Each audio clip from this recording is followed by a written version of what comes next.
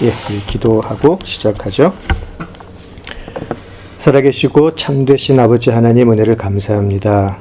오늘도 하나님께서 허락하신 귀한 여정을 또 잘 지낼 수 있도록 이끌어 주심 감사합니다. 우리들의 모든 삶의 여정이 저 높은 곳을 향하여 가는 우리 믿음의 여정이 되고, 그 믿음의 여정 속에 그리스도의 인도하심과 그리스도의 이끄심이 함께하여 주심 참으로 감사합니다. 이제 하나님 말씀을 나눌 때에 우리들 어떠한 신앙의 가면도 쓰지 않게 하시고, 마음속에 어떠한 위선도 가지지 않게 하시고, 오직 하나님께서 주시는 그 말씀 그대로 받고, 그 말씀이 우리들의 삶에 지침이 되고 우리의 삶을 이끄는 힘이 될 수 있도록 인도하여 주시옵소서. 예수님 이름으로 기도드립니다. 아멘. 예, 오늘 누가복음 21장으로 갈게요.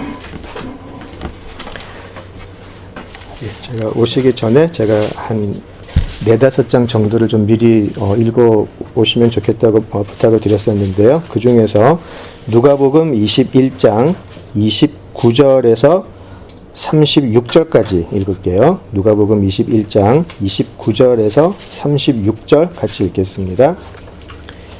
읽겠습니다.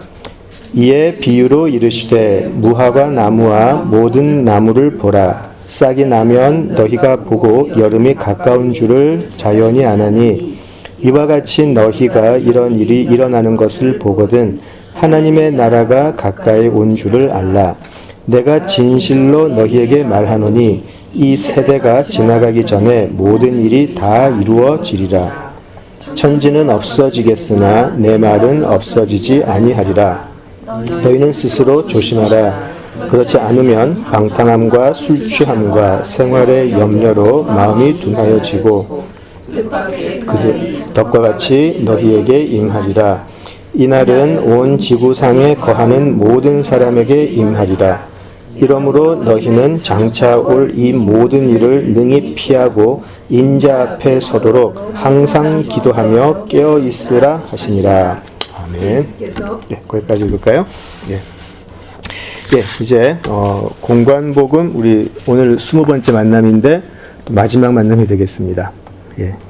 우리가 처음에 공관복음 시작할 때 제목이 메시아를 기다리는 사람들이었는데요. 이제 오늘 부활과 종말을 살아가는 사람들로 이제 마무리가 되겠습니다. 자, 우리 지난주 만남에서 우리 공관복음이 제시하는, 우리에게 보여주는 십자가의 여러 모습들을 함께 공부를 했었어요. 그 공관복음 마태, 마가, 누가가 공통적으로 보여주는 십자가의 모습도 있었고요. 또 각 복음서마다 조금은 다른 초점을 가지고 십자가의 모습을 보여주는 것이 있었죠. 중요한 것은 이건 것 같아요. 십자가를 묵상하면 할수록 너무 깊고 크기 때문에 어떻게 우리가 보느냐에 따라서 십자가는 정말 우리가 평생에 묵상해도 모자랄 정도로 그 의미가 깊다라는 것이죠. 그래서 누가는 뭐라 그럴까요? 어떤 예수님의 십자가의 고통보다는, 육체적인 고통이나 그런 고통이나 절규보다는 참아내시는 모습, 그리고 오히려 그 위에서 소외받는 사람들을 오히려 걱정하시고 용서해 주시는 모습이 나타났던 걸 보았고요. 또 반면에 마가와 마태의 십자가에서는 예수님의 그 고통받는 모습, 우리의 그 죄를 사해 주시기 위해서, 하나님의 진노를 대신 받기 위해서 고통받는 예수님의 모습이 좀 도드라지기도 했고요. 또 특별히 마태복음은 어떻게 구약의 모든 선지자들의 예언이 십자가로 성취되는지 그 모습이 보였던 것을 우리가 기억을 하죠. 자, 이제 예수님의 십자가 후에는 부활이 있고요. 그죠? 이제 부활 후에는 그 부활 후를 어떻게 살아갈 것인가라는 이제 숙제가 남게 돼요. 그죠? 자, 이제 오늘은 이제 그 부분을 하면서 이제 우리 공관복음의 공부를 마치려고 하는데요. 우리 먼저 부활을 한번 좀 잠깐 짚고 넘어가 보죠. 그죠? 우리가 성경 공부, 로마서를 할 때도 우리가 부활에 대해서 좀 이야기를 나눴었어요. 특히 로마서 초음이 부활이 굉장히 중요했기 때문에 여기에 대해서 이제 얘기를 했던 기억이 나는데, 우리가 잘 생각을 하면 우리가 진짜 내가 부활이 뭔지 알고 있고 내가 정말 부활을 믿고 있나라는 질문을 종종 하게 되거든요. 왜냐하면 우리는 어느 정도 어렸을 때부터 좀 교회를 다니고 또 오래 교회를 다녔다고 하면 부활이라는 것이 좀 프로그램되어 있는 것 같아요. 당연히 우리는 살다가 죽으면 다시 하나님의 나라에서 영원히 살 거야. 이게 너무나 당연시 좀 프로그램화돼 버린 건 아닌가? 좀 그런 생각이 들어요. 만약에 전 아버지가 이제 초등학교 1학년 때 돌아가셨는데 갑자기 제 아버지가 지금 여기서 이렇게 걸어 들어오신다고요. 이렇게 생각을 하면 제가 할렐루야 할까요? 놀라서 기절을 할까요? 기절할 거예요, 아마. 그죠? 제가 어두운 밤에 자다가 일어나가지고 화장실을 갔는데 거기 제 아버지가 딱 서 계시면 제가 좋아하겠어요? 기절을 하겠어요? 그죠? 사실 우리는 부활을 믿지만 이게 어느 정도 종교적으로 학습된 부활을 좀 알고 있어요. 또 다르게 말하면 진짜 부활을 안다는 거는 우리의 삶을 그냥 변화시키는 정도가 아니고 완전히 바꿔놓는다는 거죠. 영어로 drastic하고 radical하게 바꿀 수밖에 없다라는 거죠. 진짜 사람이 살아나는 것을, 특히 육신으로 살아나는 것을 믿는다면 그것보다 더 큰 기적은 없기 때문에, 부활이 진짜라면 성경에 나와 있는 모든 게 진짜가 되어버리죠. 그러면 성경 66권을 통해서 하나님이 우리에게 주신 말씀이 그냥 써진 말씀, 그냥 우리를 위로하기 위해 주신 말씀, 그냥 우리에게 제대로 살라고 질책하신 말씀 정도가 아니고, 그렇게 하지 않으면 큰일 날 수 있는, 또는 이렇게 어려움 속에서도 살아갈 수 있는 힘이 되는 능력이 될 수밖에 없다라는 거죠. 근데 우리는 부활을, 특히 우리 모태신앙들은 부활을 되게 학습적으로 알고 있는 경향이 많아요. 근데 그거는 우리 잘못뿐만은 아니에요. 물론 바울 같은 사람은 예수님의 부활을 눈앞에서 봤기 때문에 그 사람의 인생은 완전히 바뀌어버리죠. 완전히 바뀌어버렸어요. 그냥 예수님을 알게 돼서, 그동안 내가 이 그리스도인이라고 하는 사람들을 좀 오해했나 보다. 그 사람들도 포인트가 있네. 돌아가서 그 사람들하고 한번 다시 한번 이야기 좀 나누어야 되겠다. 이 정도 수준이 아니었잖아요. 이 사람은 예수님의 부활을 만나고 나서는 예수님의 소식을 전하는 그 자기 사명 말고는 모든 것을 잊어버렸다 그러잖아요. 그죠? 완전히 사람이 바뀌어버렸어요. 부활을 진짜 안다라는 거는 그런 능력이 있다라는 거죠. 자, 그런데 그 당시에 부활에 대한 반응을 한번 살펴보죠. 우리 누가복음 24장으로 한번 가볼게요. 누가복음 24장 11절. 누가복음 24장 11절. 우리 같이 한번 읽어볼게요. 사도들은 그들의 말이 허탄한 듯이 들려 믿지 아니하나. 이 부분 되게 재밌지 않아요? 사람들은이 아니고요, 무리들도 아니고요, 사도들의 모습이에요. 그죠? 그냥 제자들도 아니고 사도들인데 그들의 말이 허탄하게 들려서 믿지 않았다고 되어 있거든요. 이 사도들은 예수님으로부터 직접 부름을 받아서 생업을 포기하고 예수님을 따라다닌 사람들이고, 예수님의 기적을 바로 눈앞에서 보았던 사람들이고, 실제로 이 사람들은 부활은 아니죠. 그러니까 죽었다가 살아났던, 그 소생했던 사람들을 목격까지 했던 사람들이에요. 그죠? 근데 그 사람들마저도 막상 예수님이 살아났다고 하니까 허탄한 듯 들렸다 그러죠. 이게 제가 다른 그 버전들을 좀 살펴봤는데, NIV를 보면요, 이 허탄하게 들렸다 이 말이 난센스라 그래요.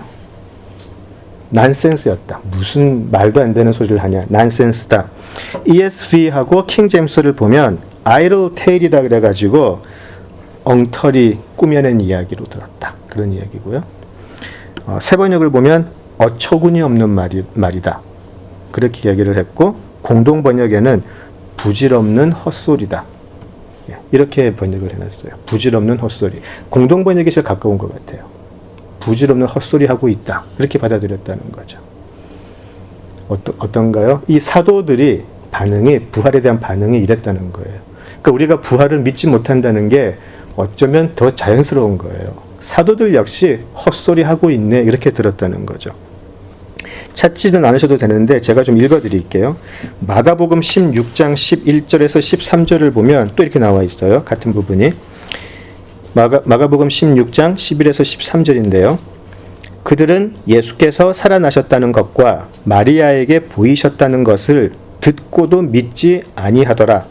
그 후에 그들 중 두 사람이 걸어서 시골로 갈 때에 예수께서 다른 모양으로 그들에게 나타나시니 두 사람이 가서 남은 제자들에게 알리었으되 역시 믿지 아니하더라. 이렇게 되어 있어요.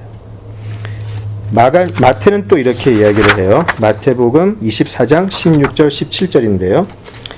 11제자가 갈릴리에 가서 예수께서 지시하신 산에 이르러 예수를 배웠고 경배하나 아직도 의심하는 사람들이 있더라. 이렇게 되어 있어요. 이제 정말 자신들은 듣는 게 아니고 자신들의 눈으로 봤는데도 아직도 의심하는 사람들이 있더라. 그렇게 하는 거죠. 종교적인 프로그램화된 그런 부활에 대한 믿음이 아니고 예수님께서 분명히 예언하셨음에도 불구하고 막상 자기들 눈앞에서 죽은 사람이 살아서 돌아다니고 있다라는 말을 들으니까 믿지 못하겠는 거예요. 그죠? 이것이 너무나 자연스러운 반응일 수밖에 없어요. 무리들의 반응이 아니고 사도들의 반응이었다라는 거죠. 우리들 사이에서도요, 사실 부활이라는 게 이런 우리의 삶을 완전히 뒤바꿀 수 있는 힘으로 다가온다기보다는 저는 좀 그랬던 것 같아요. 영어로 wishful thinking이라는 말이 있어요. 그죠? 내 바람이 믿음이 되어버리는 거. 내가 죽고 나면 그냥 끝나는 게 아니고 죽고 나면 천국이 있으면 좋겠어.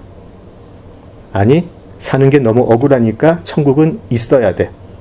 그런 wishful thinking이 내 믿음이라고 착각을 하며 지낼 수 있다라는 거죠.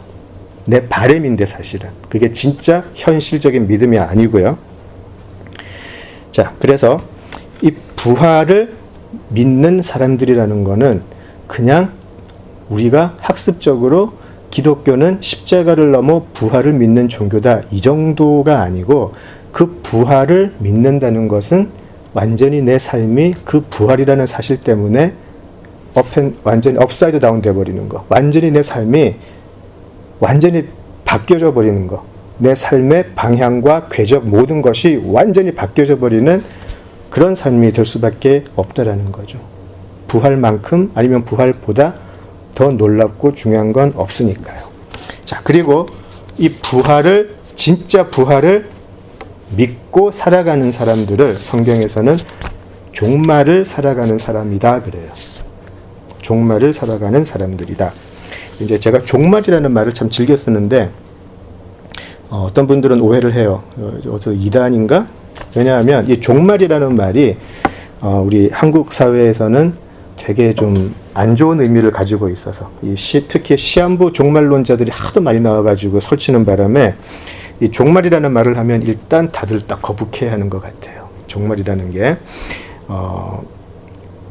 근데 이 종말이라는 것이 사실은 성경의 처음부터 창세기 1장 1절부터 이미 종말의 그림자가 나와 있다라고 하면 어떻게 생각하시겠어요? 하나님은 시간에 구애받는 분이 아니기 때문에 하나님은 이미 창조 때부터 종말을 바라보시고 창조를 했다는 것이 이것이 사실은 신학자들의 견해예요. 제가 만들어내는 말이 아니고. 제가 한 번 말씀드린 것 같은데 그 말씀 드렸던 거 기억나세요? 종말이 창조를 앞섭니다라는 말 했던 거 한번 기억나세요?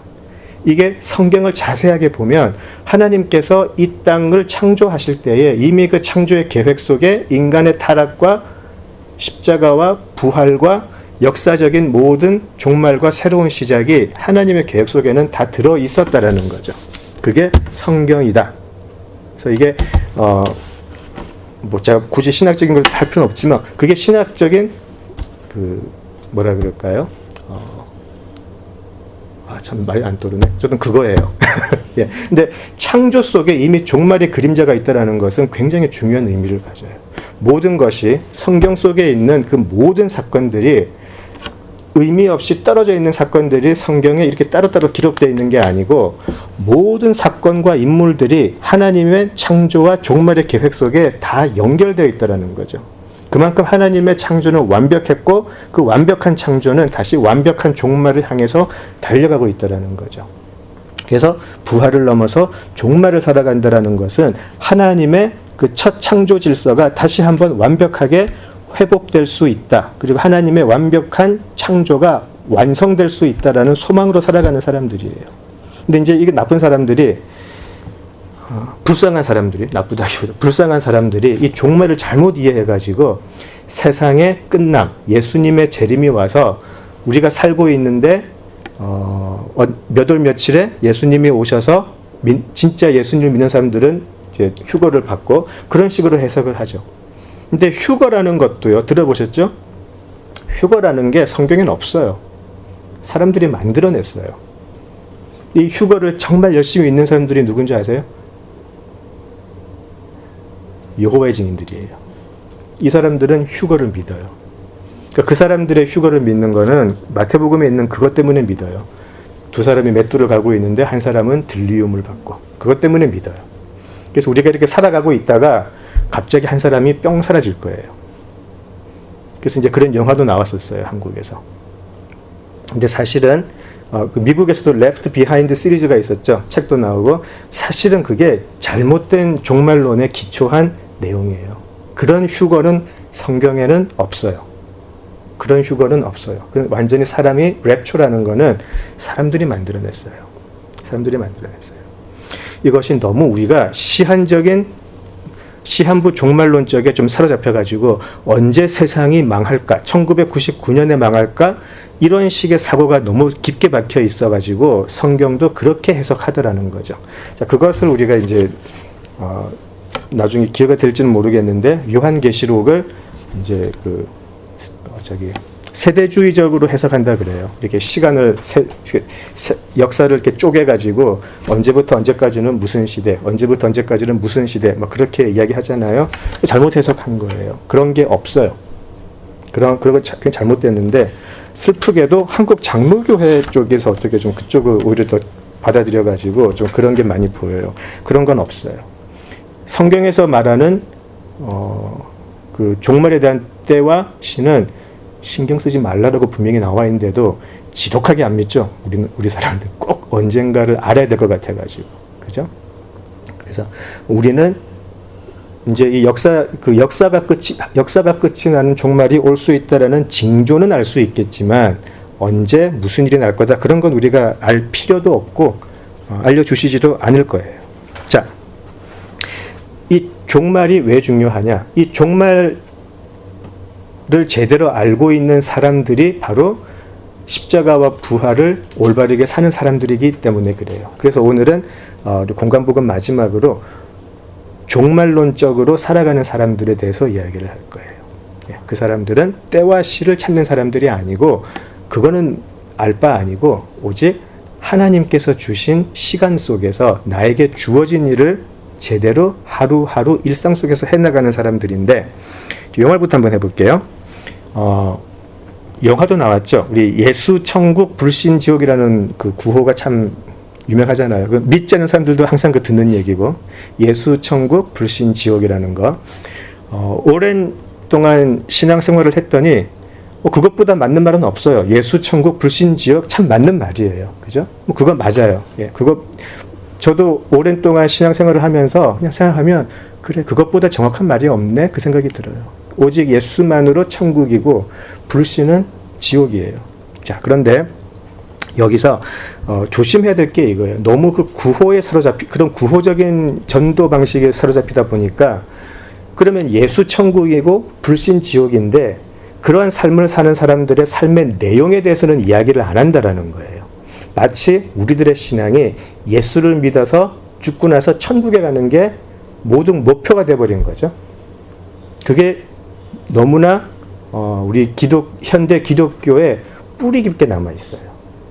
왜 예수를 믿나? 죽어서 천국 가려고. 그죠?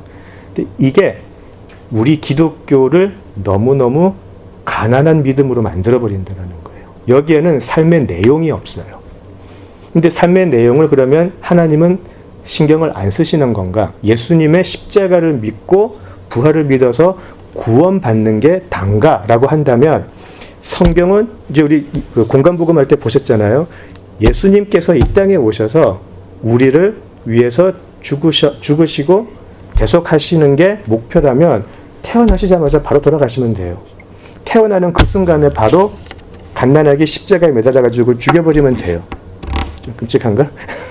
예. 근데 그렇잖아요. 예수님의 대속이 다라면 태어나자마자 그냥 죽이면 돼요. 예수님이 죽이면 돼요. 근데 우리 복음서에서는 그렇게 안 가르치잖아요. 예수님이 이 땅에 오신 것이 제가 찾진 않겠어요. 누가복음도 그렇고 마태복음도 그렇고 끊임없이 나오는 게 그거였죠. 내가 하나님의 나라를 전파하기 위해 왔다. 하나님의 나라를 전파하시더라. 심지어는요. 부활하시고 난 후에도 예수님은 승천하시기 전까지 하나님의 나라를 설교했다고 나와 있어요. 그래서 우리가 우리 신앙의 모습을 생각을 할 때에 십자가 중요하고 부활이 중요한데 이 모든 것을 하나님의 나라라는 킹덤 오브 갓이라는 그 컨텍스트 안에서 봐야 된다는 거죠. 하나님의 나라 속에서 우리가 십자가와 부활을 해석을 하면 삶의 내용이 나오기 시작해요. 그리고 이 하나님의 나라로 우리 신앙을 해석해 나갈 때 바울 서신, 베드로 서신 그런 것들이 이해가 되기 시작해요. 왜냐하면 바울도 베드로도 요한도 서신서를 쓸 때 너희들 빨리 예수를 구주로 영접하고 구원받아라 이걸로 다 안 썼거든요. 너희들 그렇기 때문에 복음에 합당한 삶을 살아라. 공동체 안에서 이렇게 살아라. 예수 믿는 사람이라면 이렇게 행동해라. 계속해서 삶의 내용이 나오거든요.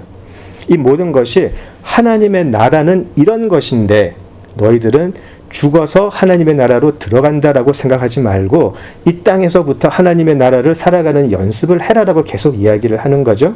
그리고 우리 마태복음 5장을 할 때 산상수훈을 통해서 5장에서 7장 산상수훈을 할 때에 그 산상수훈의 내용이 하나님의 나라의 내용이라고 들었어요.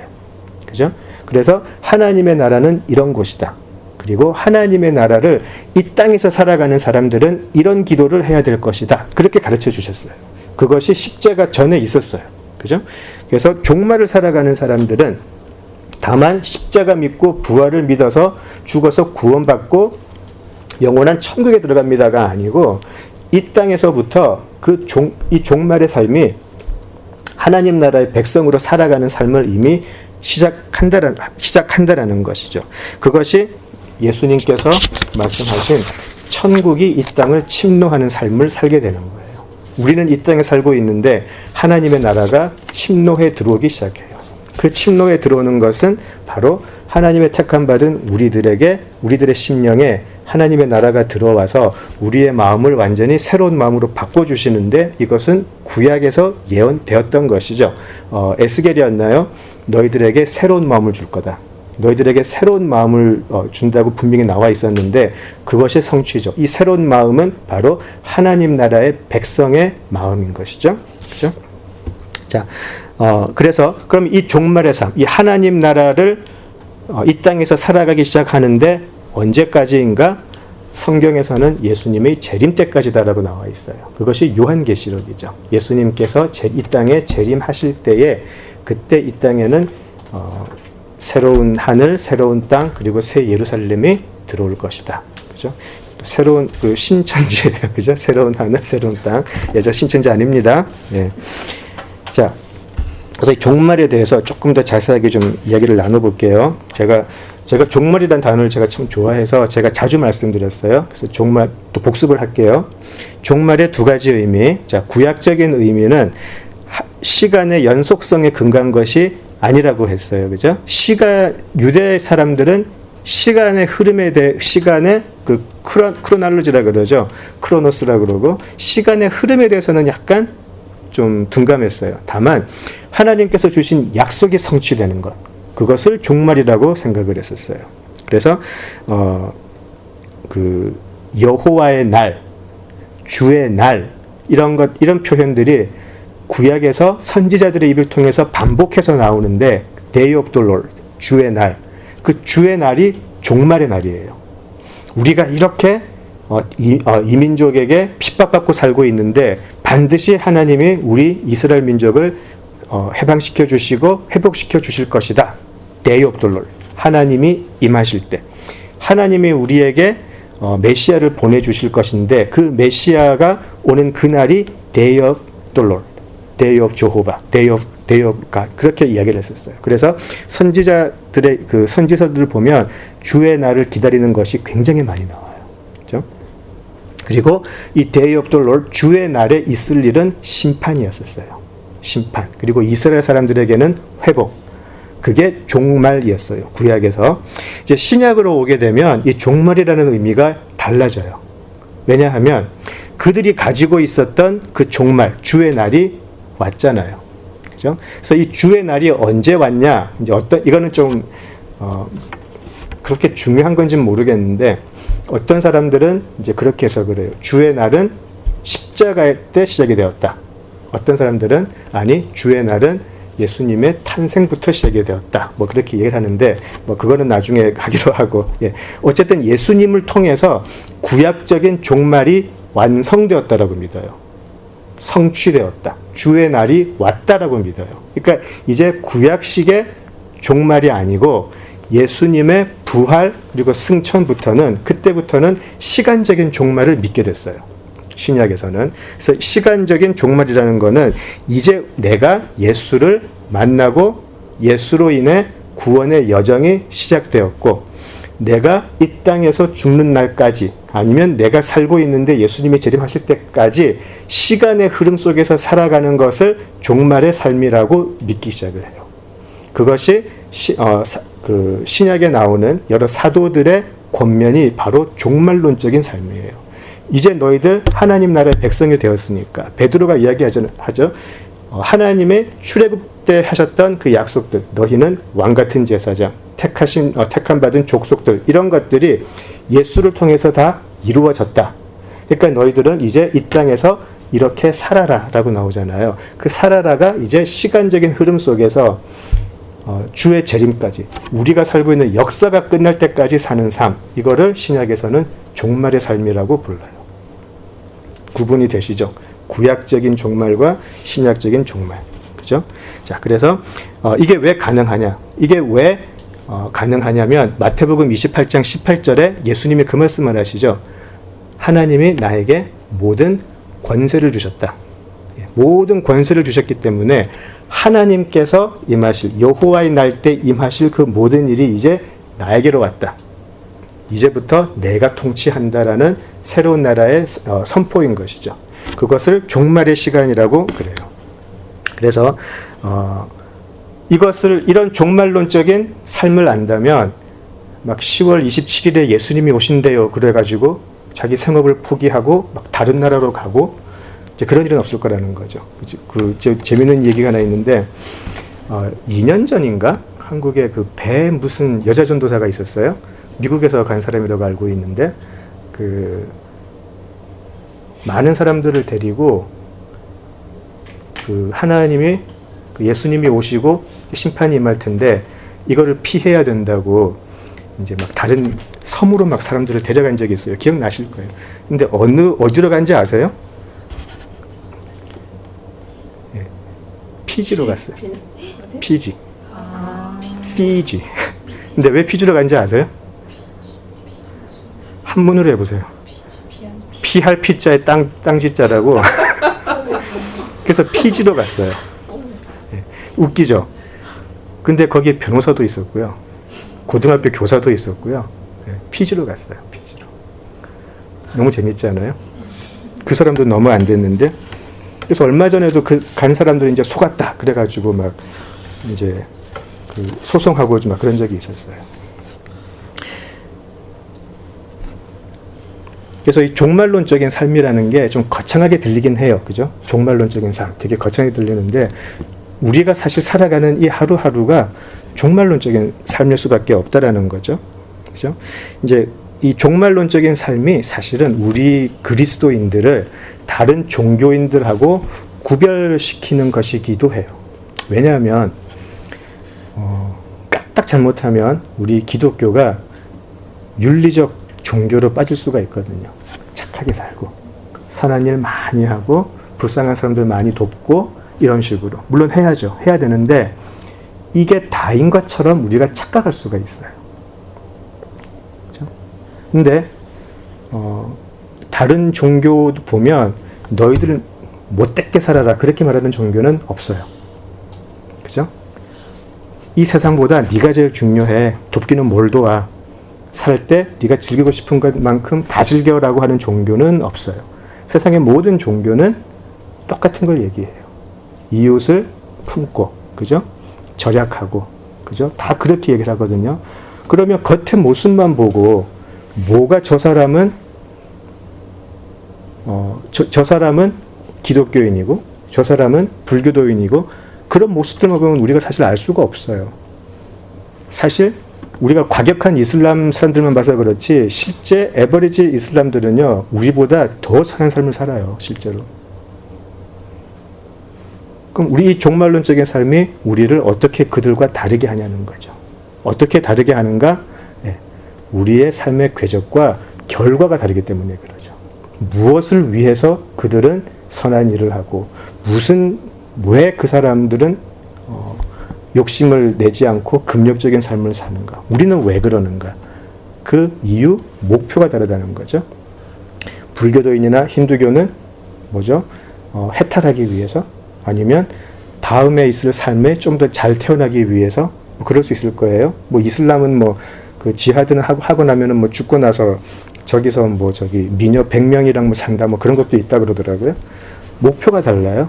우리는 왜 그렇죠? 여기서 조심해야 돼요. 그런 거 들어보셨어요? 여기서 그 헌금을 엄청 많이 했더니 천국 가니까 내 아파트는 100평이더라. 뭐 그런 간증 들어보셨어요? 좀 많이 들어봤거든요. 예. 헌금을 아꼈더니 나는 뭐 한 5평밖에 안 되더라. 뭐 그런 거. 예전에 천국의 관증 속에 그런 게 되게 많았어요. 여전히 우리 기독교인들도 그런 사고에서 못 벗어나고 있어요, 지금. 여전히 자본주의적인 그런 생각에서 못 벗어나고 있어요. 우리는 왜 그러죠? 우리는 왜 선한 삶을 살고, 우리는 왜 다른 사람들을 도와주죠? 그렇게 안 하면은 구원을 뺏길까봐? 구원을 상실할까봐? 그런 거 아니잖아요. 우리는 감사함 때문에 하잖아요. 나한테 주신 하나님 은혜가 너무나 커서, 그리고 그게 말도 안 되는 나를 구원해 주신 하나님의 뜻이니까. 그래서 감사함 속에 하는 거지, 이거 안 하면 하나님이 나한테 5평짜리 아파트 줄까봐, 천국에서. 남들은 다 금으로 만든 아파트인데 나는 동으로 만든 거 줄까봐. 그런 걱정들이 있단 말이죠. 실제로 건축헌금 같은 거 뜯어낼 때 그렇게 뜯어내요. 여기서 2,000불 내면 저희 가면은 1,000배가 돼가지고 하늘에서 기다리겠습니다. 이제 그런 식으로 뜯어내요, 실제로. 종말론적인 삶이 아니라는 거예요. 그런 삶의 내용들이. 무엇이 우리로 하여금 다른 종교인들과 다르게 만드는가? 우리는 그 삶의 내용이, 삶의 목표가 있기 때문에 그런 거죠. 예수님의 십자가가 너무나 감사해서. 그리고 그 십자가가 종말의 끝에 우리를 또 기다리고 있기 때문에 그 십자가로 가는 길은 이 길밖에 없다는 걸 알기 때문에 그렇게 하는 건데, 때때로 우리는 너무나 가난한 내용의 우리 신앙을 만들어내고 스스로 미혹돼요. 피지 간 사람 우습게 볼 게 아니라니까요. 우리도 사실은 딴 사람들이 볼 때 우스꽝스러운 일을 진짜 많이 해요. 그래서 예수님께서는 그 목표, 그 종말론적인 삶을 살아가기 위해서 우리에게 설교를 하시고 비유도 하셨는데, 특별히 산상수훈, 마태복음 5장에서 7장 사이에서 주신 산상수훈은 그 하나님 나라의 종말론적인 삶의 에센스라고 생각이 돼요. 거기서 가르쳐 주신 하나님 나라의 원칙, 종말론적인 삶, 이 세상에서 하나님 나라의 백성으로 살아가는 삶의 모습들이 이런 거였어요. 팔복을 기억하시죠? 팔복. 심령이 가난하고 애통해하고 온유하고 의에 줄이고 목이 마른 채로 살죠. 그죠? 긍휼히 여기고요. 마음이 청결하고 화평하게 하고, 그리고 그렇게 살다가 때로는 의를 위하여 핍박을 받기도 하는 삶. 그게 하나님 나라의 백성으로 사는 삶, 종말론적인 삶을 산다는 거죠. 그리고 이런 사람들이, 이런 종말론적인 사람들이 하나님에게 어떤 기도를 하겠나? 어떤 기도를 할까요? 다른 사람들을 용서했던 것처럼 내 죄도 용서해 주시고 오늘날 살아갈 힘을 주시고 나를 악에서 구해 주시고, 이런 주기도문을 한다라는 거예요. 그냥 주기도문이 그냥 너희들 할 말 없을 때 이렇게 기도하고 니들끼리 예배하고 끝날 때 이걸로 끝내, 이런 건 아니잖아요. 주기도문의 핵심은 그거예요. 종말론적인 삶을 살 때 너희들은 이 기도를 드릴 수밖에 없을 거다라는 거죠. 팔복의 삶을 살아갈 때는 그런 사람들은 의에 줄이고 목이 마르게 사는 게 너무너무 어렵기 때문에 주기도문의 내용으로 기도할 수밖에 없다라는 거죠. 그것을 예수님께서는 이렇게 기도하라라고 가르쳐 주셨어요. 그렇죠? 그래서 이제 하나님의 나라가 완벽하게 임할 때, 그 종말이 이제 완전히 완성이 될 때, 그때 우리는 그때서야 팔복에서 약속하신 이제 너희들이 하나님의 아들이라 일컬음을 받을 것이고 너희들은 위로를 받을 것이고, 그죠? 그렇게 나오게 되는 거죠. 그리고 그것을 이미 너희들은 종말의 삶 속에서 경험할 수밖에 없을 거다라는 거죠. 완벽한 하나님의 은혜는 그때도 이루어지겠지만 우리의 삶 속에서도 우리는 문득 하나님의 위로하심을 느끼고 하나님의 인도하심을 경험하기도 하고, 그래도 네가 사는 그 길이 맞아 라고 이야기하시는 거죠. 자, 그래서 이 종말은 지금 이 시대를 살아가는 우리들에게만 중요한 게 아니고 사실은 유대인들에게 아까 말씀드린 대로 너무나 중요한, 뭐라 그럴까요? 이 민족적인 숙제였어요. 언제 임할까? 어떻게 임할까? 그죠? 자, 이런 팔복의 삶, 산상수훈의 삶을 살아가는 사람들이, 그러면은 사는 사람들이 어떤 자세로 살아야 되는가? 거기에 대한 내용이 있는데, 그게 오늘 제가 이제 말씀 좀 부탁을 드렸던 그 본문에 몇 개가 있어요. 우리 마태복음 25장으로 가볼게요. 예수님은 이 종말을 사는 사람들에 대해, 종말을 사는 삶에 대해서 산상수훈을 통해서도 원칙적인 것을 이야기를 하셨고요. 또 비유를 통해서 이야기하셨어요. 그죠? 그래서 비유 한 두 개만 보고 지나갈게요. 종말을 사는 삶이 어떠한 삶을 살게 되는지 비유를 잠깐 보죠. 마태복음 25장 1절에서 13절, 우리 잘 알고 있는 내용인데요. 마태복음 25장 1절에서 13절. 예, 저하고 교독할게요. 제가 먼저 할게요. 그때에 천국은 마치 등을 들고 신랑을 맞으러 나간 10처녀와 같다 하리니, 그 중에 5은 미련하고 5은 슬기 있는 자라. 미련한 자들은 등을 가지되 기름을 가지지 아니하고, 슬기 있는 자들은 그릇에 기름을 담아 등과 함께 가져갔더니, 신랑이 더디 오므로 다 졸며 잘세. 밤중에 소리가 나되 보라 신랑이로다 맞으러 나오라 하매, 이에 그 처녀들이 다 일어나 등을 준비할세.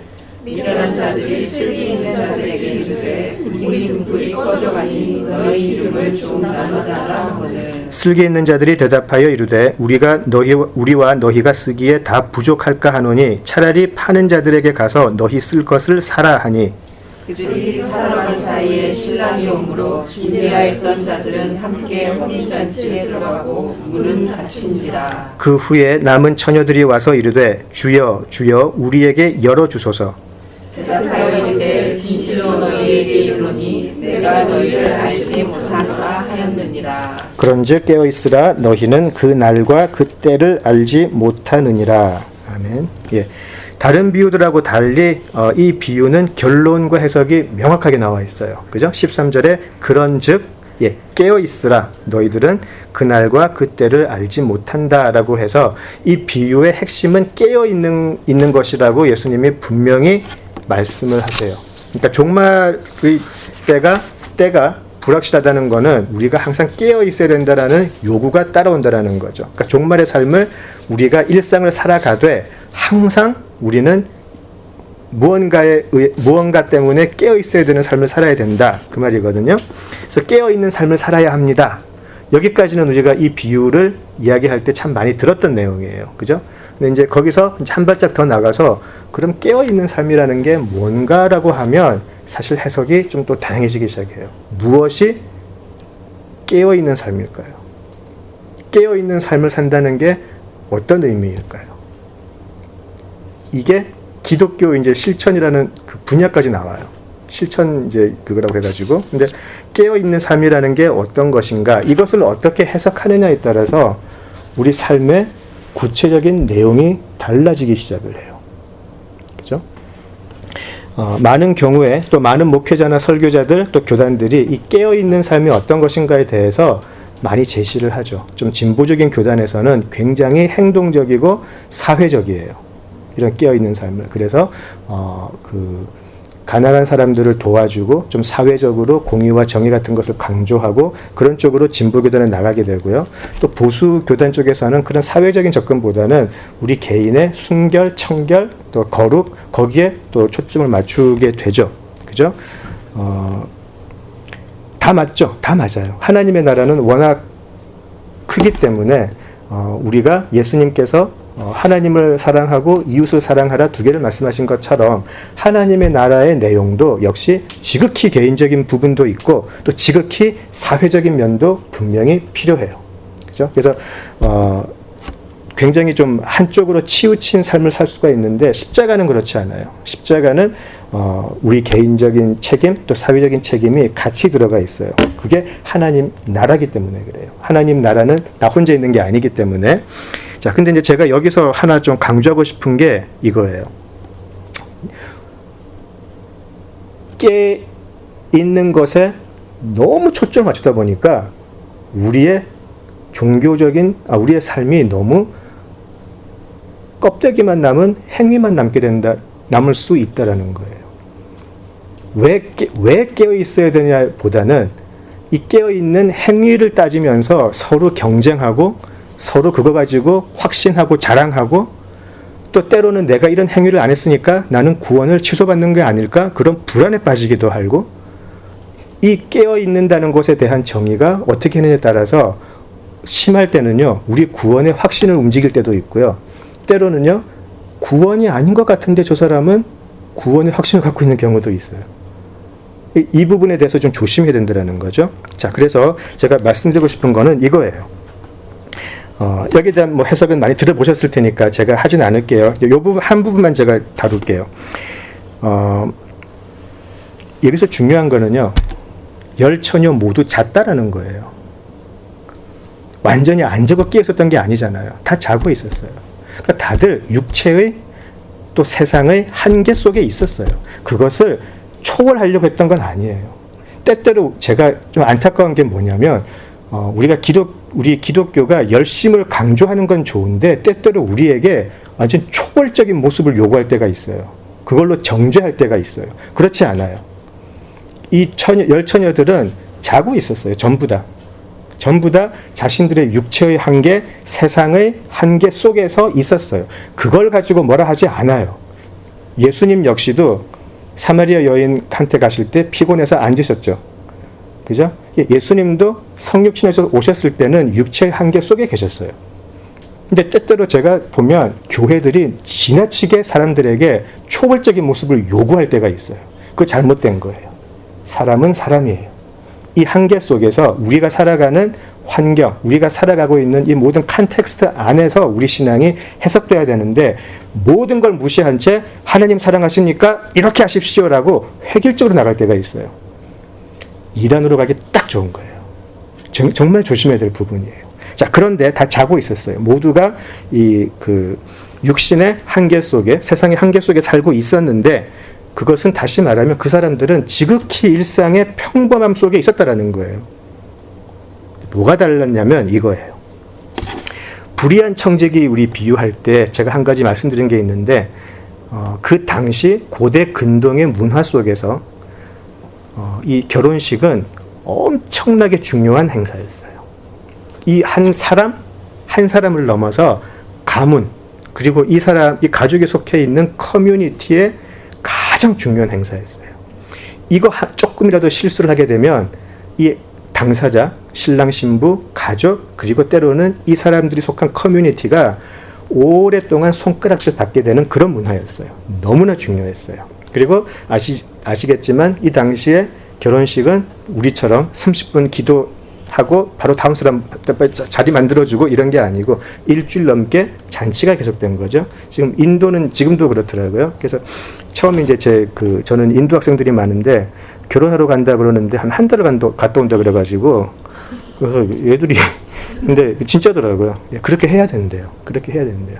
그래서 이제 여기서 공부했던 친구들이 그런 일이 있었어요. 이제 제 그룹 속에 있는 친구들 둘이가 이제 이렇게 눈이 맞아가지고 결혼을 하게 됐는데, 이제 이 친구들이 시카고에 살면서 이제 부모님한테 말을 그렇게 했나 봐요. 결혼식 안 하고 결혼식 할 돈 그냥 우리가 쓸게요 그랬나 봐요. 너무 비용이 많이 드니까, 너무 크게 해야 되니까. 그랬더니 아버지가 한국말로 치면 나를 죽여라. 절대로 안 된다. 그러더래요. 그만큼 체면이 중요하다는 거죠. 그 시대에 똑같았대요. 이 결혼식이라는 거는 단지 두 가족의 남녀가 만나는 게 아니고 가문과 커뮤니티가 만나는 행사였기 때문에 한치의 오차도 용납이 안 됐었대요. 자, 그렇다면 여기서 이제 이 부분을 생각을 해야 돼요. 만약에 신랑이 신부를 데리러 왔었을 때 당연히 있어야 될 신부의 친구들이 안 보였다라고 하면 어떻게 되죠? 신랑이 신부 집으로 가지를 못해요.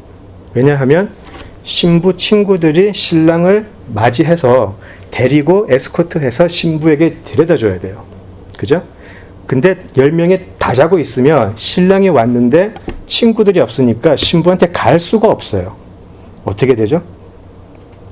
수치도 이런 수치가 없는 거예요. 완전히 망쳐버리는 거예요. 아무도 신랑을 맞으러 온 신부의 친구들이 없는 거예요. 그죠? 자, 그러면 이 신랑은요, 남은 삶을 이 수치 속에 살아야 돼요. 지 결혼식도 제대로 못한 놈. 이 가문, 수치 속에 살아야 돼요. 자, 그렇다면 그거를 염두에 두고 생각을 해보세요. 이 평생 씻을 수 없는 치욕을 가지고 살아야 돼요. 내가 정말 이 신부를 사랑하는 친구라면 용납할 수 없는 문제잖아요. 내 친구가 평생 그런 수치를 가지고 살게 할 수는 없지. 모든 것을 완벽하게 준비해 놓고 자고 있어야지 설마 올까 안 올까 이런 의심도 허락이 안 된다라는 거예요. 정말 내가 내 친구, 그 신부를 사랑한다면 절대로 난 그렇게 두면 안 되지.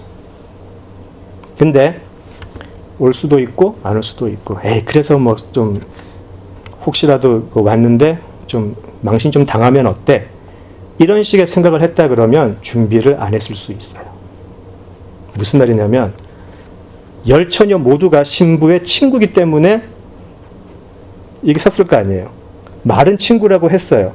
그런데 막상 신랑이 와서 그 신부에게 가장 중요한 날에 하는 걸 보니까 진짜 신부를 사랑하는 친구들, 실제로는 신부를 그렇게 사랑하지 않는 친구들로 쫙 나눠버리더라는 거예요. 그리고 신랑은 와서 정말 무슨 일이 있어도 내 친구 신부의 혼인을 성공적으로 만들어야 되겠다라고 하는 그 친구들만 데리고 들어갔어요. 그 다음에 뒤늦게 따라온 신부의 친구들에게는 그냥 문을 닫아버리죠. 구원은 나눠주는 게 아니기 때문에. 그죠? 이 차이가 있어요. 왜 종말론적인 삶을 살아가나? 왜 선한 일을 하라 그러나? 왜 봉사하고 가난한 사람 도와주고 전도하고 선교하고 헌금 이빠이 하고 왜 그렇게 하는 거죠? 내 덕을 쌓으려고요? 이 친구들은 그러지 않았어요. 신부의 혼인잔치의 성공을 위해서예요. 내 친구가 수치를 당하지 않기 위해서. 내 사랑하는 친구가 인생에 가장 박수받을 수 있는 성공적인 혼인잔치를 만들어주기 위해서 모든 준비를 하고 있었다는 거예요. 그 당시에 문화를 공부하면 사실 이 비유는 굉장히 쉽게 해석이 돼요. 진짜 친구와 가짜 친구가 있더라는 거예요. 말은 친구라고 했는데 이게 종말을 사는 사람들이 드러나고, 그리고 종말의 삶을 살았다고 하지만 예수님께서 오셨을 때 구분을 반드시 하세요. 그래서 이 25장, 마태복음 25장 이 비유 다음에 다음에 나오는 게 그거예요. 달란트 비유예요. 예. 우리는 이 자본주의적인 이 삶에서 이 달란트 비유만 나오면 다들 힘들어하는 게 뭐죠? 왜 쟤는 10달란트 주고 왜 나는 5달란트밖에 안 주고 그래 놓고 제일 안 준 사람 욕하고 지옥으로 그게 이제 이해가 안 되는 거예요. 우리는 항상 거기에 초점이 가 있거든요. 근데 어쨌든지 간에 이 첫 두 종들의 공통점은요, 주인이 누군지를 알았다라는 거잖아요. 선한 주인이었고, 그리고 또 하나는 뭐냐면 이 비유를 쭉 읽어보면 드러나는 게 이 두 사람은 정말 주인을 사랑했다라는 거예요. 그래서 정말 주인이 기뻐하는 모습을 보고 싶어 했다라는 거죠. 너무너무 내 주인을 좋아하기 때문에 내 주인이 돌아왔을 때 내가 한 것을 보고 기뻐하는 것을 보고 싶었다 그래요. 근데 마지막 그 종은 그 주인과의 관계가 나오지가 않아요. 자기가 그 종을 자기가 그 주인을 오히려 오해하고 있었죠. 그러니까 오해하고 있다 보니까 자기가 받은 1달란트의 가치가 뭔지도 제대로 몰랐고 그냥 야단 맞을까봐 숨겨뒀다라는 거죠. 근데 실제로 구원의 복음은 우리가 그거를 받으면 이것을 밖에 나가서 쓸 수밖에 없을 거라는 거예요. 이거를 이 주인이 주었던 달란트를 나가서 쓰지 않고는 못 베길걸? 그런 의미가 있어요. 너무 소중한 거기 때문에. 이걸 내가 어떻게 그냥 갖고 있지? 내 주인이 실망할 텐데? 그런 의미도 있어요. 더 중요한 것도 있어요. 종말의 날의 끝엔 주인이 결산한다는 거예요. 이게 굉장히 중요해요. 열처녀의 비유에서도 어떻게 되죠? 결산이 있어요. 말만 했던 신부 친구들, 너희들은 밖에서 혼인잔치 들어오지 못할 거야.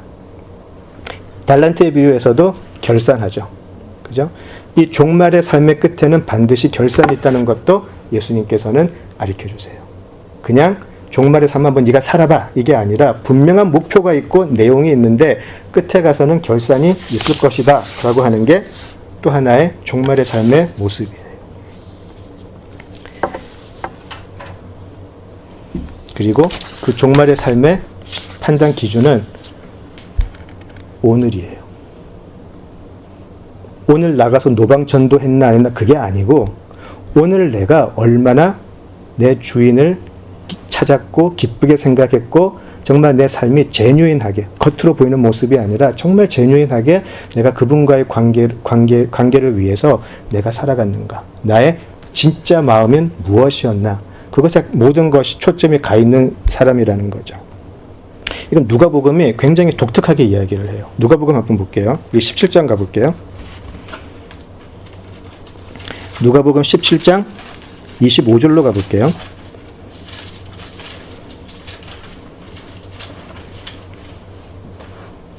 누가복음 17장 25절에서 30절 가볼게요. 우리 같이 읽어볼까요? 그러나 그가 먼저 많은 고난을 받으며 이 세대에게 버림바 되어야 할지니라. 노아의 때 된 것과 같이 인자의 때에도 그러하리라. 노아가 방주에 들어가던 날까지 사람들이 먹고 마시고 장가들고 시집가더니 홍수가 나서 그들을 다 멸망시켰으며 또 롯의 때와 같으리니 사람들이 먹고 마시고 사고 팔고 심고 집을 짓더니 롯이 소돔에서 나가던 날에 하늘로부터 불과 유황이 비오듯 하여 그들을 멸망시켰느니라. 인자가 나타나는 날에도 이러하리라. 예. 인자가 나타나는 날, 이 종말의 끝에 똑같을 거라는 거예요. 일상이 그냥 계속 갈 거라는 거예요. 그죠? 자, 그래서 아까 두 사람이 맷돌 갈다가 한 사람은 사라지고 밭을 갈다 사라지는 게 그게 휴거의 모습이 아니고 모두가 이렇게 지극히 일상적인 삶을 살고 있을 때 도둑같이 종말의 때가 올 것이다. 그 말이었거든요. 근데 이제 휴거를 그런 식으로 이제 해석을 해가지고 잘못된 모습들이 나온 거예요. 자, 그래서 이 깨어있음.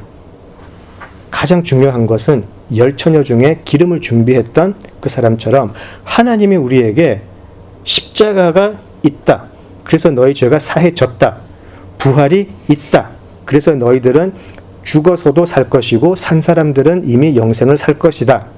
이것을 우리 삶 속에서 삶의 존재로서 믿는 사람들이에요. 그리고 이런 약속을 우리에게 해주시고 우리를 구원해 주신 하나님이 너무 감사해서 하나님이 주신 모든 약속들은 반드시 이루어질 것입니다. 그리고 그 반드시 이루실 그 하나님의 약속을 위해서 내가 해야 할 일 하겠습니다. 라고 하는 사람들이 종말을 사는 사람들이라는 거죠. 이것을 어떤 사람들은 그러면 행위 구원이 아니에요? 또 그렇게 물어봐요. 행위 구원하고는 아무 상관이 없어요. 우리 구원을 우리가 이루는 게 아니니까요. 우리가 이 종말의 삶을 살면서 하는 행위들, 이 열처녀 중에서 기름을 준비했던 그 처녀는 겉으로는 우리가 보기에 기름을 준비했기 때문에 구원을 받는 것 같지만 신랑의 입장에서 볼 때는 네가 진짜 네 신부, 네 친구를 사랑하는 사람이구나. 그 마음을 보고 구원을 하는 거예요. 근데 우리는 그걸 보지 않고 기름이 있으니까 구원받았다. 그렇게 해석을 많이 하거든요. 그렇지 않아요. 종말을 결산하시는 예수님은 우리의 그 마음을 보시는 거죠. 다만 행위는 그 마음의 표현일 뿐이에요. 마음 없이 얼마든지 행위로 속일 수 있어요. 누구였죠 그게? 바리새인들이었죠. 마음이 없다는, 진짜 이 사람들이 마음이 없이 행위만 있었다는 게 어떻게 증명이 되죠? 예수님을 못 알아보잖아요. 예수님을 못 알아보고 오히려 못에 박아버리잖아요. 이 사람들은 자신들의 행위를 믿은 사람들이지 그 행위가 있어야 할 가장 깊은 제뉴인 하트는 없었던 사람이라는 거죠. 자, 그래서 이 깨어있음이라는 것은 이 하나님의 예수님을 통한 약속의 성취를 분명히 믿는 사람, 그리고 그 살아가는 삶을 분별과 순종, 승리와 확신과 평안 사이에서 살아가는 사람들이죠. 그래서 요한계시록에서 예수님이 그 말씀을 반복해서 하세요. 이기는 자에게는, 이기는 자에게는, 이기는 자에게는. 그렇죠? 그리고 신약의 여러 서신서들도 이 종말의 삶을 살고 있는 여러 공동체들에게 이런 종말론적인 삶을 때로는 질책하기도 하고 격려하기도 하고, 그죠? 가르쳐 주기도 하고 하죠. 자, 그 중에서 우리가 바울의 예를 한번 제가 잠깐 들어볼게요. 지난주에도 제가 공간복음에서 나오는 십자가하고 또 바울의 십자가를 잠깐 비교를 한번 했었는데요. 오늘도 이 공간복음의 종말론적인 삶과 이 우리 그 사도들의 그 종말론적인 삶을 한번 잠깐만 보죠. 이 바울 서신을 연구하는 신학자들이 공통적으로 동의하는 부분은 이 부분이에요. 바울의 신학은 철저한 종말론적인 신학이다라고 동의를 해요. 철저하게. 본인이 일단 종말론적인 삶을 살았고요. 부활을 경험했기 때문에. 부활로 예수의 부활을 보고 자기의 삶이 완전히 변해버렸기 때문에 이 사람은 종말론적인 삶을 살 수밖에 없었어요. 힘이 됐던 것이죠. 그리고 자기가 편지하는 그 많은 공동체들에게 당신들도 종말론적인 삶을 살아야 된다라고 강하게 권면을 하죠. 그죠? 근데 또 그 중에 이제 또 바울은 또 이런 것도 있었어요. 바울은 당시에 굉장히 임박한 예수님의 재림을 믿었기 때문에 더한 거죠. 굉장히 임박한 재림을 믿었는데 늦춰지니까 본인도 약간 조급함을 느끼는 그런 느낌들이 어떤 서신서 보면은 조금 나와요. 굉장히 임박한 재림을 믿었다는 거죠. 그리고 얼마나 많은 교인들이 질문을 했겠어요, 바울에게. 예수님 다시 오신다며요. 그죠? 우리 피지로 갔는데 왜 안 오세요? 이제 계속 물어봤겠죠. 그죠? 자, 근데 이제 개인적으로는요, 저는 바울의 종말론적인 그 신앙의 극치가 이 개인적인 거예요. 빌립보서 3장에 있다고 생각을 해요. 빌립보서 3장 7절로 한번 가볼게요. 빌립보서 3장 7절에서 14절. 빌립보서 3장 7절에서 14절. 자, 요 부분은요, 사도 바울이 이야기하는 종말론적인 신앙이 어떻게 미래적인가가 나와요. 사도 바울은 자기가 살아가고 있는 종말론적인 삶이 예수의 부활을 믿음으로 이제 다 됐다, 이게 아니고 나는 죽을 때까지 이 종말론적인 삶을 살아야 합니다라고 하는 고백이거든요. 3장 7절에서 14절 우리 다 같이 한번 읽어보죠. 천천히 한번 읽어보겠습니다. 그러나 무엇이든지 내게 유익하던 것을 내가 그리스도를 위하여 다 해로 여길 뿐더러 또한 모든 것을 해로 여김은 내 주 그리스도 예수를 아는 지식이 가장 고상하기 때문이라. 내가 그를 위하여 모든 것을 잃어버리고 배설물로 여김은 그리스도를 얻고 그 안에서 발견되려 함이니 내가 가진 의는 율법에서 난 것이 아니요 오직 그리스도를 믿음으로 말미암은 것이니 곧 믿음으로 하나님께로부터 난 의라. 내가 그리스도와 그 부활의 권능과 그 고난의 참예함을 알고자 하여 그의 죽으심을 본받아 어떻게 해서든지 죽은 자 가운데서 부활에 이르려 하노니 내가 이미 얻었다 함도 아니요 온전히 이루었다 함도 아니라 오직 내가 그리스도 예수께 잡힌 바 된 그것을 잡으려고 달려가노라. 형제들아 나는 아직 내가 잡은 줄로 여기지 아니하고 오직 한 일, 즉 뒤에 있는 것은 잊어버리고 앞에 있는 것을 잡으려고 표대를 향하여 그리스도 예수 안에서 하나님이 위에서 부르신 부름의 상을 위하여 달려가노라. 아멘. 예, 중요한 말이 나와요. 표대를 향하여. 사도 바울에게는 사도 바울의 종말론적인 삶은 내가 이제 사도가 되었고 내가 예수를 알았으니까 이제 나는 죽어도 천국 갈 수 있는 삶이 되었습니다. 거기서 끝나지 않았어요.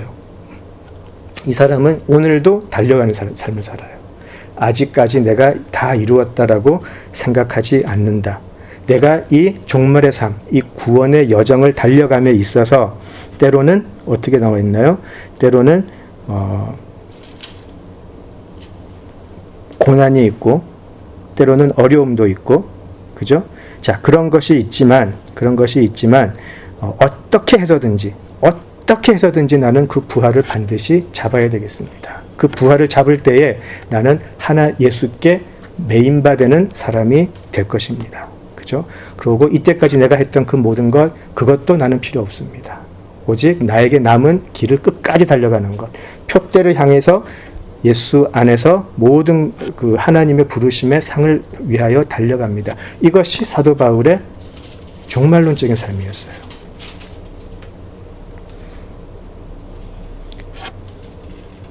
역시 행위구원을 말하는 게 아니에요. 사도 바울이 이렇게 해서 구원에 이른다는 게 아니에요. 사도 바울 역시도 자기가 하는 게 아니고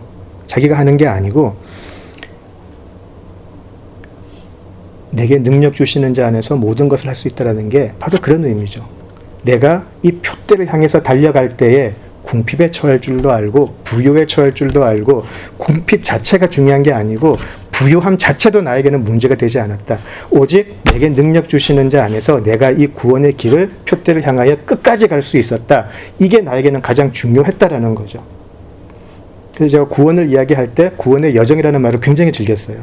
구원의 여정이라는 말이 맞아요. 우리는 지금 구원의 여정에 들어왔고 우리 죽을 때까지 우리는 이 구원의 여정의 끝에 있는 표대를 향해서 달려가는 거죠. 그것이 종말론적인 삶이 되는 거죠. 그런데 여기서 감사한 것은 그 표대가 너 어디까지 오나 보자 그러고 우리를 지켜보는 게 아니고요. 표대 대신 예수님이 또 우리에게 오셔서 표대로 가도록 우리를 또 이끌어 주세요. 우리에게 선한 목자가 되어주겠다고 친히 말씀하셨죠. 그래서 이 표대 너 최선을 다하지만 네가 가진 모든 것을 다하지만 그래도 네 힘으로는 올 수 없을 거야. 내가 너한테로 가줄게. 어디서 시작이 됐나요? 십자가의 자리에서부터. 우리를 잡아주시잖아요. 그러고 끝까지 표대까지 내가 너를 데려갈게. 우리는 그거를 은혜라고 그러죠. 우리는 그것을 은혜라고 불러요.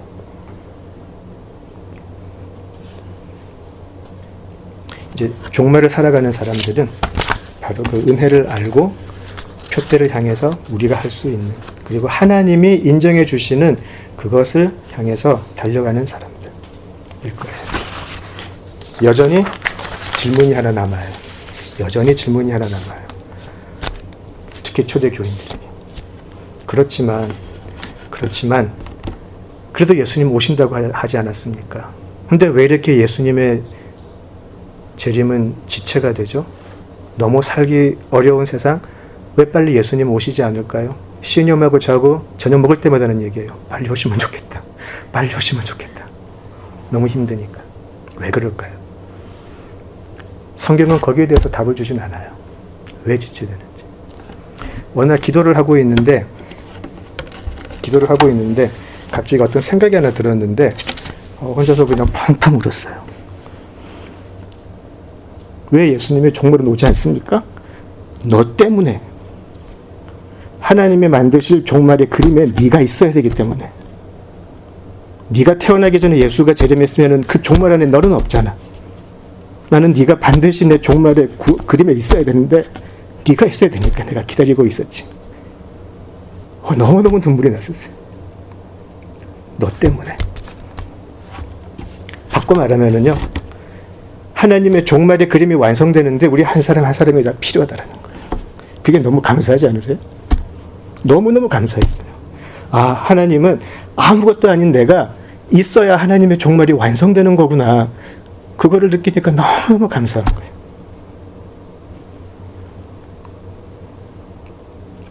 그래서 로드 존슨 목사는요, 이 종말을 설교할 때 제목이 아름다운 종말이었어요.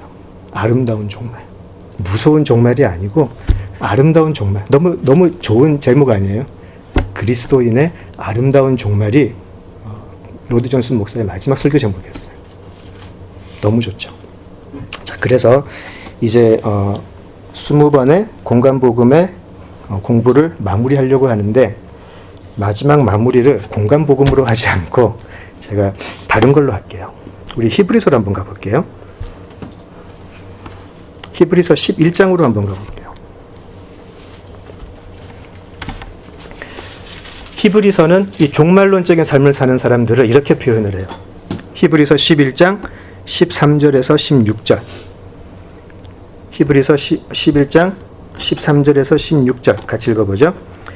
이 사람들은 다 믿음을 따라 죽었으며 약속을 받지 못하였으되 그것들을 멀리서 보고 환영하며 또 땅에서는 외국인과 나그네임을 증언하였으니 그들이 이같이 말하는 것은 자기들이 본향 찾는 자임을 나타냄이라. 그들이 나온 바 본향을 생각하였더라면 돌아갈 기회가 있었으려니와 그들이 이제는 더 나은 본향을 사모하니 곧 하늘에 있는 것이라 이러므로 하나님이 그들의 하나님이라 일컬음 받으심을 부끄러워하지 아니하시고 그들을 위하여 한 성을 예비하셨느니라. 예, 여기서는 종말론적인 삶을 사는 사람을 뭐라고 하죠? 나그네인데 본향 찾는 사람들. 이제 종말을 사는 사람들은 이제 이 세상이 자기 집이 아닌 사람들이 되어버렸어요. 나그네가 되어버렸어요. 나그네가 되어버리고 이제 하나님이 예비하신 본향을 찾는 사람들. 그리고 히브리서 믿음장 11장은 바로 본향 찾는 사람들의 이야기다. 그렇게 이야기를 하시죠.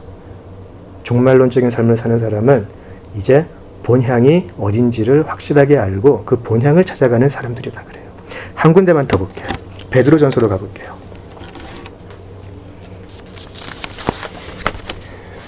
이 베드로전서 1장 전체를 읽으면 좋겠는데 베드로전서 1장 1절에서 9절이 우리 종말론적인 삶을 사는 사람들 가장 잘 설명해 주는 것 같아요. 베드로는 가장 가까이서 예수님을 본 사람이에요. 예수님을 배신도 했던 사람이고 예수님의 부활도 가장 먼저 목격한 사람 중에 한 사람이에요. 그죠? 자, 이 베드로가 우리의 삶을 어떻게 이야기하는지 우리 1장 1절에서 9절을 한번 잘 보죠. 이때까지 오늘 저희가 나눴던 이야기를 이 베드로전서 1장이 그냥 그대로 정리해 주고 있어요. 1장 1절에서 9절을 우리 한 절씩 적어 교독하도록 하겠습니다. 제가 먼저 읽겠습니다. 예수 그리스도의 사도 베드로는 본도, 갈라디아, 갑바도기와 아시아와 비두니아에 흩어진 나그네 곧 하나님 아버지의 미리 아심을 따라 성령이 거룩하게 하심으로 순종함과 예수 그리스도의 핏뿌림을 얻기 위하여 택하심을 받은 자들에게 편지하노니 은혜와 평강이 너희에게 더욱 많으시리로다. 우리 주 예수 그리스도의 아버지 하나님을 찬송하리로다. 그의 많으신 긍휼대로 예수 그리스도를 죽은 자 가운데서 부활하게 하심으로 말미암아 우리를 거듭나게 하사 산 소망이 있게 하시며